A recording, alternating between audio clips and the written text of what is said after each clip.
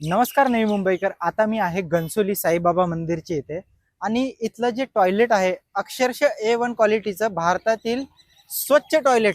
म्हणजे बघून अक्षरशः तुमची संडास थांबून जाईल आणि समजणार नाही की चाललंय काय. म्हणजे भारतातील स्वच्छ शहर आणि त्या स्वच्छ शहरामध्ये आज अशी अवस्था आहे. अक्षरशः म्हणजे इथे कोणीच टॉयलेटला येत नाही, पाण्याची सुविधा नाहीये. आणि या ठिकाणी बघितलं ना, मुतारी आहे. अक्षरशः इतकी घाण आहे. दोन दोन टाके काय झक मारायला लावून ठेवलेत की काय समजत नाही.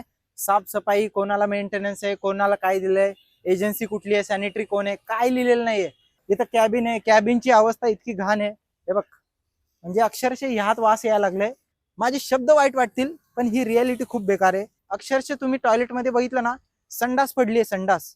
ही सगळी जी घाण आहे ना, सगळी नवी मुंबई महानगरपालिकेला रिटर्न आणून देईल जर हे साफ नाही झालं तर. आता आतमध्ये एक व्यक्ती गेलाय टॉयलेट करायला. सरकार भारी आहे आपली. सरकार भारी आहे ना. म्हणजे इथं काय सुविधा भेटली तुला चांगली?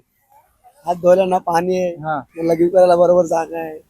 म्हणजे खरंच आता मी याला काय सांगितलं नाही की असं बोलायला, पण ही रियालिटी आहे अक्षरशः. म्हणजे कोणीच याचा लाभ नाही घेऊ शकत आहे.